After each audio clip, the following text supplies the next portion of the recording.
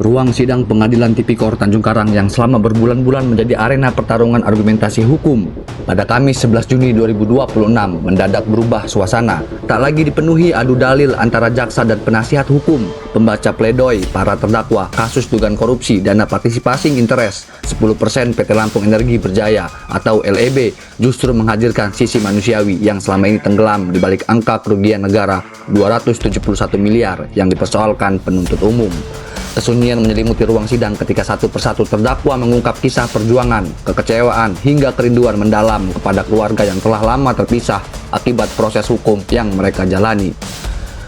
Mantan Direktur Utama PT LEB, M. Hermawan Eryadi, menjadi sosok yang paling menyita perhatian dengan suara yang beberapa kali bergetar menahan emosi. Ia menggambarkan dirinya bukan sebagai pelaku kejahatan yang merampas uang negara, melainkan seorang profesional yang datang ke Lampung tanpa koneksi politik, tanpa dukungan penguasa, dan tanpa kepentingan pribadi. Menurut Hermawan, dirinya direkrut semata untuk mengawal pengelolaan PI 10% demi memberikan manfaat ekonomi bagi Provinsi Lampung. Pernyataan itu seolah menjadi upaya membalik narasi yang selama ini berkembang bahwa keberhasilan pengelolaan dana migas daerah justru berujung di kursi terdakwa. Dalam pledoinya, Hermawan mengungkap fakta yang jarang muncul di ruang publik. Ia mengaku memasuki PT LEB saat kondisi perusahaan berada dalam situasi yang tidak sehat, minim dana operasional, dana penuh ketidakpastian. Bahkan ia mengklaim harus menggunakan tabungan pribadinya untuk membiayai perjalanan dinas serta koordinasi percepatan pengelolaan PI 10%. Klaim tersebut memunculkan pertanyaan yang lebih besar. Jika benar sebuah BUMD strategis harus bertahan dengan pengorbanan pribadi para pengurusnya, di mana sesungguhnya letak kegagalan tata kelola yang selama ini tidak pernah dibahas secara terbuka. Hermawan juga mengingatkan majelis hakim mengenai capaian PT LEB yang berhasil masuk dalam jajaran perusahaan pengelolaan PI di Indonesia dan menghasilkan ratusan miliaran rupiah bagi pemegang saham serta kas daerah.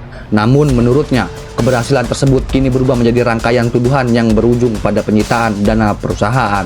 Dampaknya bukan hanya dirasakan para terdakwa, melainkan juga para karyawan yang berbulan-bulan tidak menerima gaji. Bahkan ia menyebut ada pegawai yang mengalami gangguan kesehatan hingga meninggal dunia di tengah ketidakpastian nasib perusahaan. Pernyataan itu menghadirkan dimensi lain dalam perkara ini. Apakah penegakan hukum semata cukup dilihat dari aspek pidana atau perlu juga mempertimbangkan dampak sosial dan ekonomi yang ditimbulkan? Puncak keharuan terjadi ketika Hermawan meninggalkan perdebatan soal hukum dan berbicara sebagai seorang ayah sekaligus suami. Dengan mata berkaca-kaca, ia mengaku merindukan keluarganya. Ia merindukan momen mendampingi anak-anaknya tumbuh, merindukan kehadiran sebagai suami bagi istri yang selama ini harus berjuang sendirian menghadapi tekanan sosial dan proses hukum yang panjang.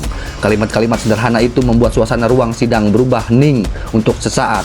Perkara korupsi yang syarat istilah hukum berubah menjadi kisah tentang kehilangan waktu, keluarga, dan harga diri yang dipertaruhkan di hadapan publik.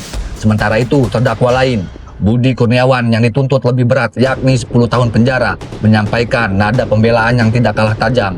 Ia mengaku telah lebih dari 2 dekade berkarir sebagai profesional tanpa pernah tersandung kasus korupsi.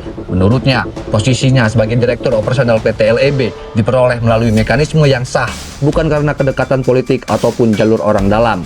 Budi bahkan secara terbuka mengaku kecewa karena merasa telah di-framing akibat persepsi publik mengenai kedekatannya dengan mantan Gubernur Lampung, Arinal Junaidi.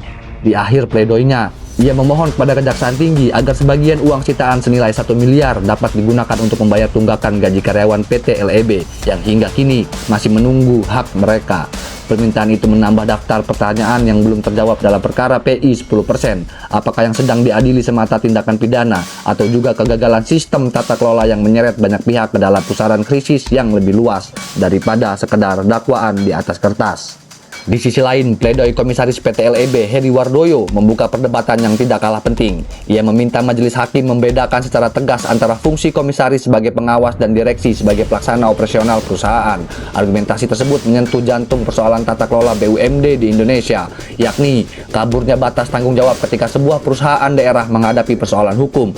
Terlepas dari apapun putusan yang nantinya dijatuhkan majelis hakim, perkara PT LEB telah menjadi cermin bahwa di balik angka kerugian negara, tuntutan pidana, dan perebutan kebenaran hukum, terdapat persoalan yang lebih mendasar. Bagaimana negara memastikan tata kelola perusahaan daerah berjalan sehat sehingga keberhasilan tidak berubah menjadi petaka dan pengabdian tidak berakhir di kursi pesakitan.